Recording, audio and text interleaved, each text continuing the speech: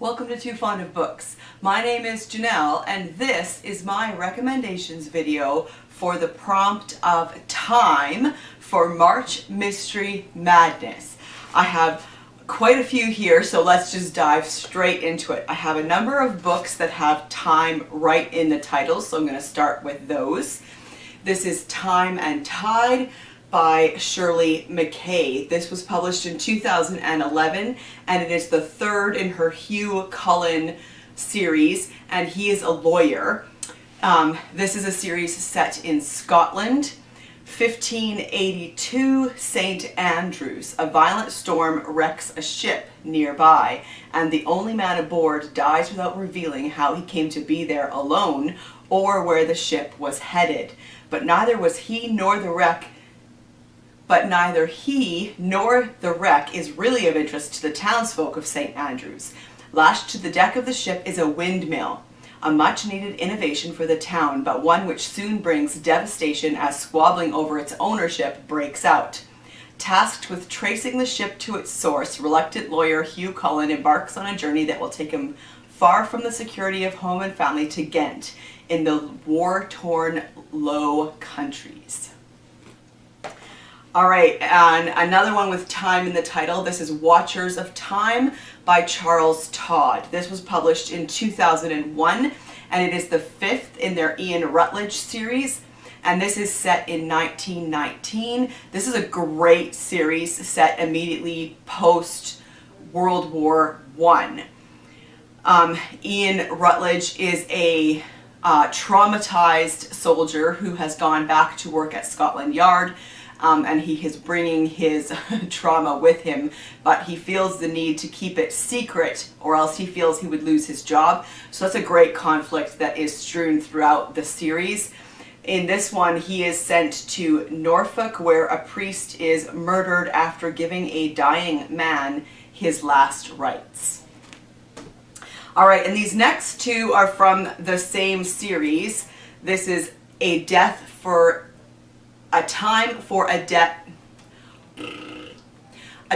the Death of a King, and The Prince Lost to Time. These are both written by Anne Dukthas, which is a pseudonym for Paul Doherty. So these are an interesting series. They're historical mysteries, but the detective is a detective cursed to travel through time, which is kind of a fascinating little piece of it. So this one's from 1994, and in this one, Detective Nicholas Segala has to travel to Edinburgh 1567 to finally solve the mystery. Was Mary Queen of Scots a murderer? Did she murder her husband? And in this one, he has to travel to Paris, 1815, to find out the truth about what happened to the young Dauphin. A lot of people think that he was maybe smuggled away and another boy was put in his place. What really happened to that young boy after Marie Antoinette was killed? So that's a really fun kind of different series. Okay, and then I have a few Agatha Christie recommendations for you in my Christie Commendations.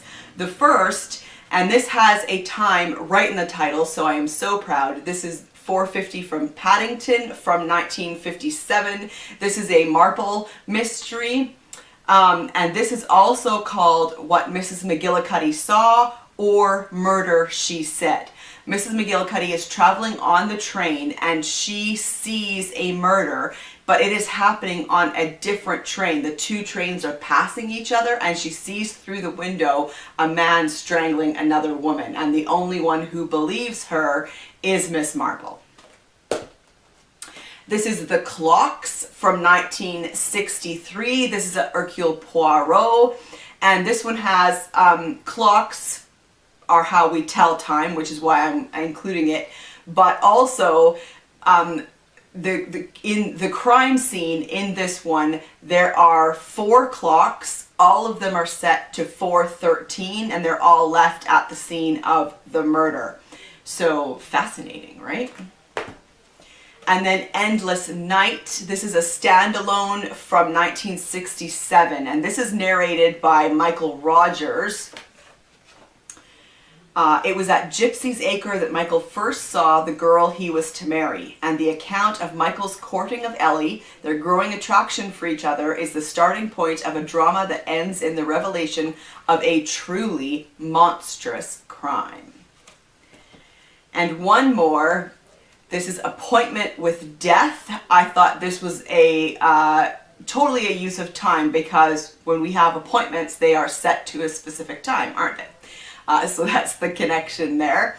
This is a Hercule Poirot from 1937. In this story, he is vacationing in Jerusalem, and then the action moves to Petra in Jordan. Okay, let's get into some historical mysteries.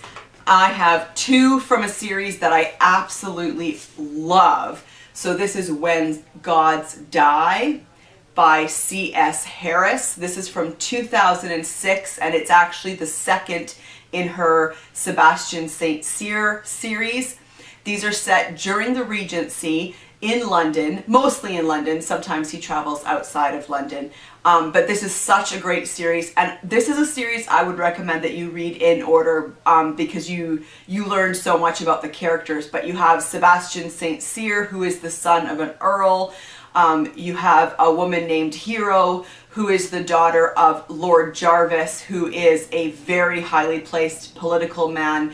He has the ear of the Prince Regent, and he is scheming and conniving and has so many connections and a lot of power.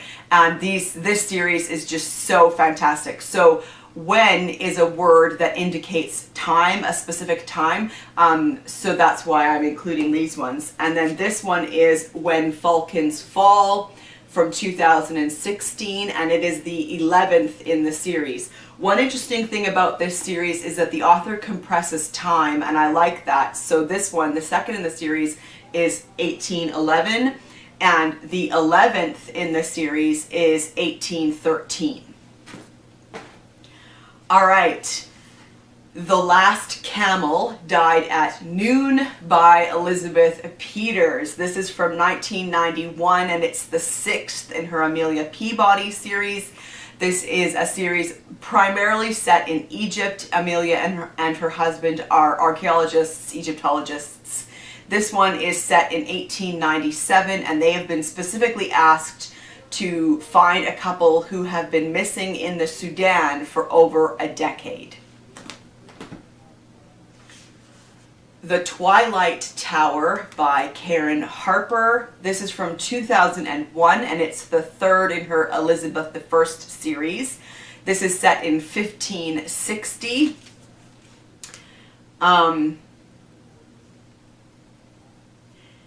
So she is still a very new queen.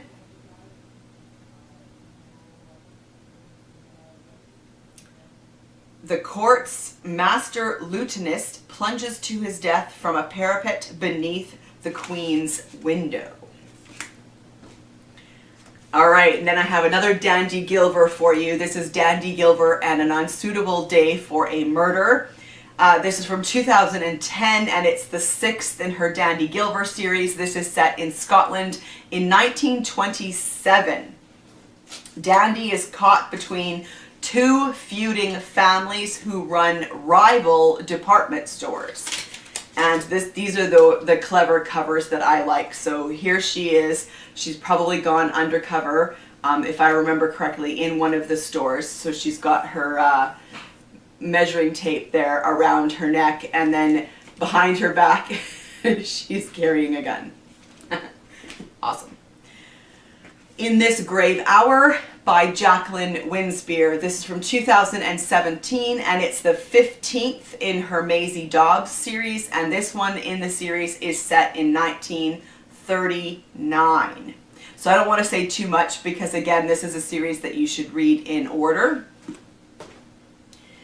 And then River of Darkness by Rennie Airth. This is was published in 1999, and it's the first in his John Maiden series. This book was nominated for the Edgar, Anthony Dillis, and McGillicuddy Awards for Best Novel. It's 1921, and a terrible discovery has been made at a manor house in Surrey. The bloodied bodies of Colonel Fletcher, his wife, and 2 of their staff. The police seem ready to put the murders down to robbery with violence, but D.I. Maiden from Scotland Yard sees things slightly differently. The Burning Issue of the Day by T.E. Kinsey. This is from 2019, and it's the 6th in his Lady Hardcastle series. So again, I don't want to say too much about the book because it's the 6th in the series. But this one very entertainingly includes suffragettes. A journalist has been killed in a suspicious blaze. Everything points to a group of suffragettes, but the apparent culprit insists she's innocent. Okay, let's move into some vintage crime, classic crime, golden age crime. This is The After House by Mary Roberts Rinehart. Before and after are great words to use for this prompt because, of course, they indicate time. This is from 1914. The moment young and beautiful Elsa Lee stepped aboard the Ella, she felt the first tremors of foreboding.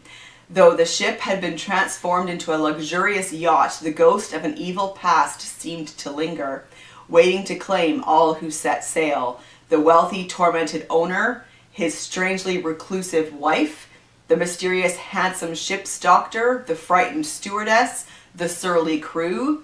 And as the ship moved ever farther from land, Elsa realized she was trapped, a prisoner on a voyage into horror. Awesome.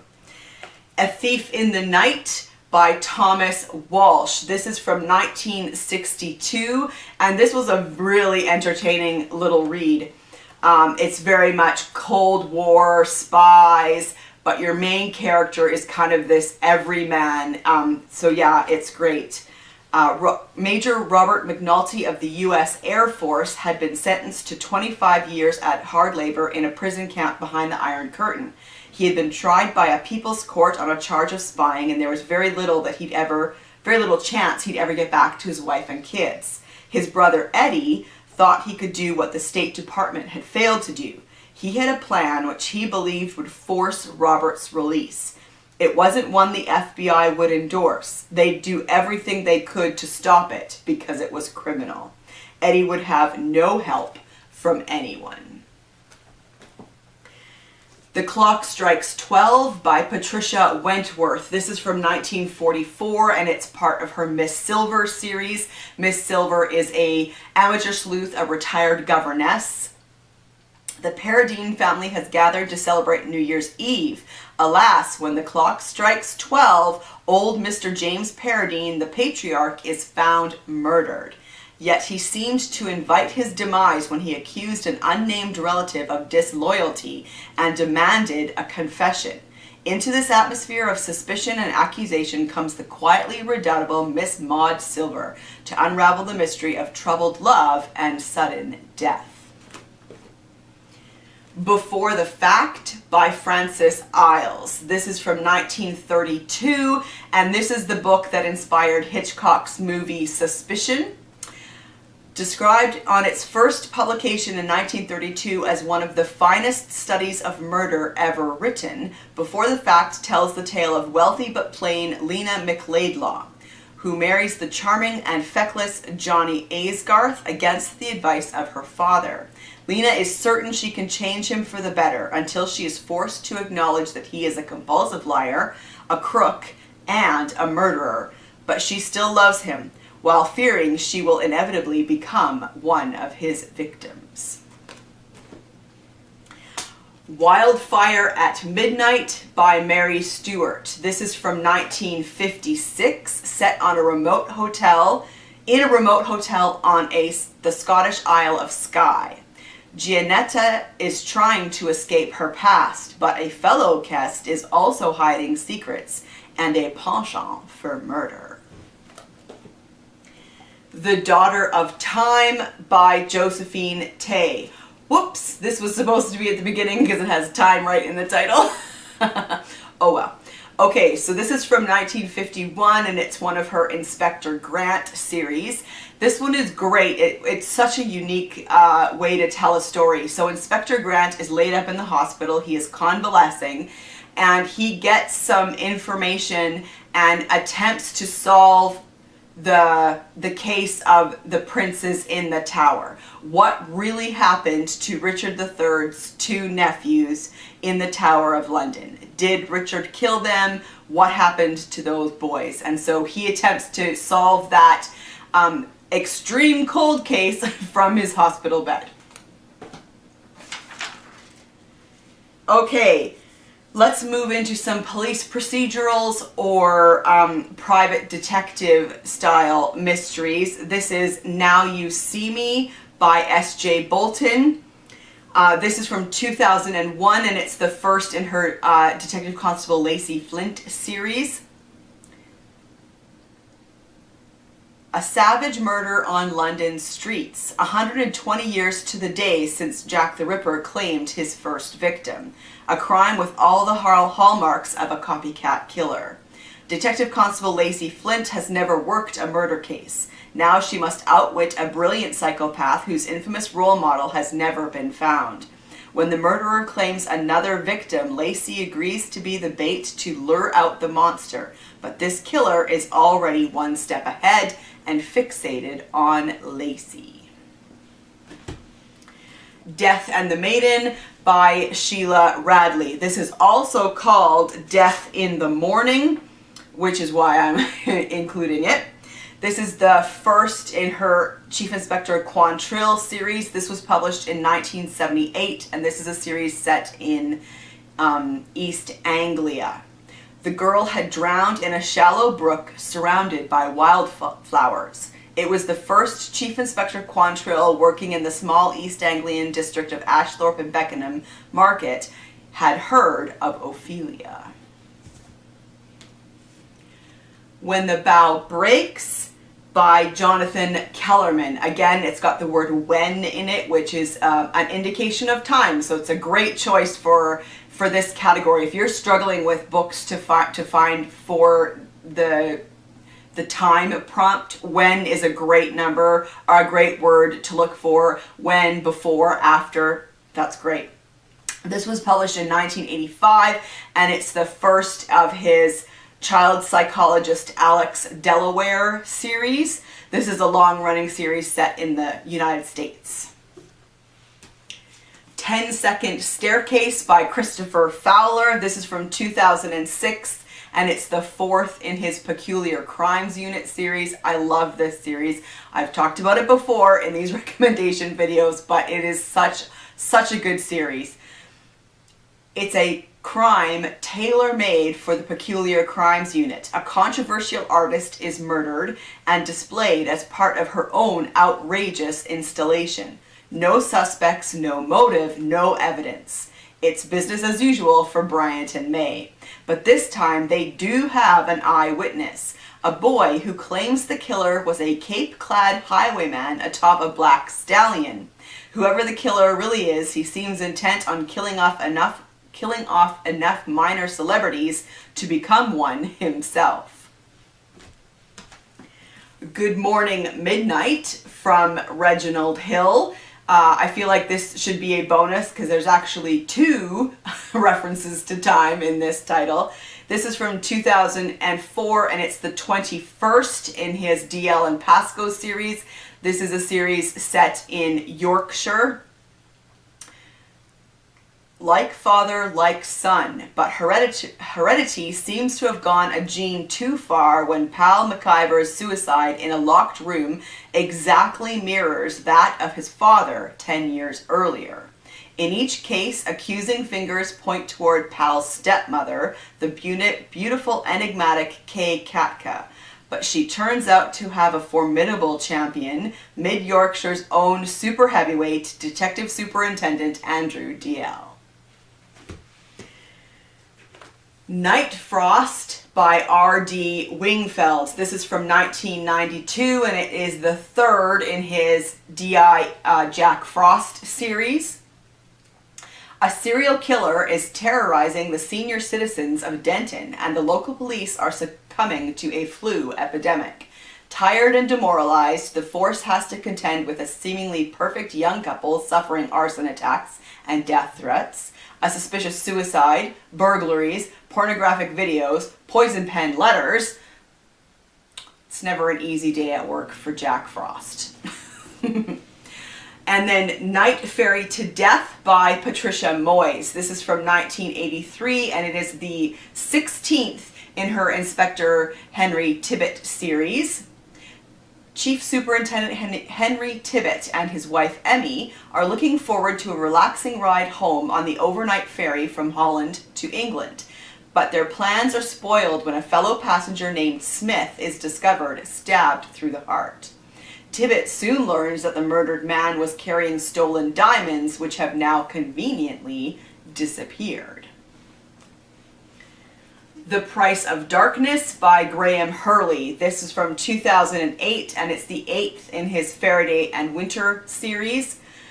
DC Paul Winter, sacked from the police, has joined the city's premier drug baron, Baza McKenzie. Adrift in a world of easy money and brutally hard-won respect, Winter appears to be in his element, worryingly so. D.I. Joe Faraday, meanwhile, is deeply involved in 2 high-profile murders, but when one inquiry is taken out of his hands, he begins to uncover a web of evidence with profound implications for both investigations, and for the disgraced Paul Winter. The relationship between the two men has never been easy, but now might be the time to bury their differences. The Night She Died by Dorothy Simpson. This is the first in her Inspector Thanet series, and it's from 1986. Inspector Thanet is called to investigate the death of a young housewife. His clues are a painting, a disc jockey, a mermaid, an estate agent, a recurring nightmare, and an unsolved murder. Delving into the past, he realizes he is hunting a murderer who has gone unpunished for 20 years.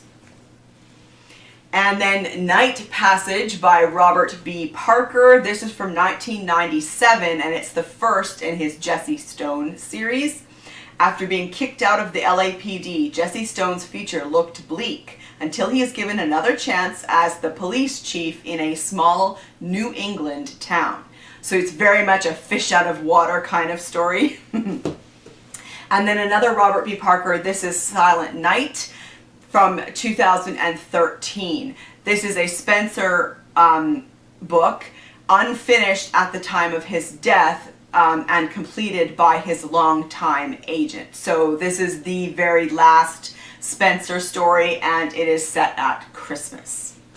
So there you have it. There are my recommendations for the time prompt. I would love to know what you're reading for this prompt. I know this one can be a little bit trickier for people, so I would love to hear what you found for this prompt. And I will see you for another video soon. Bye.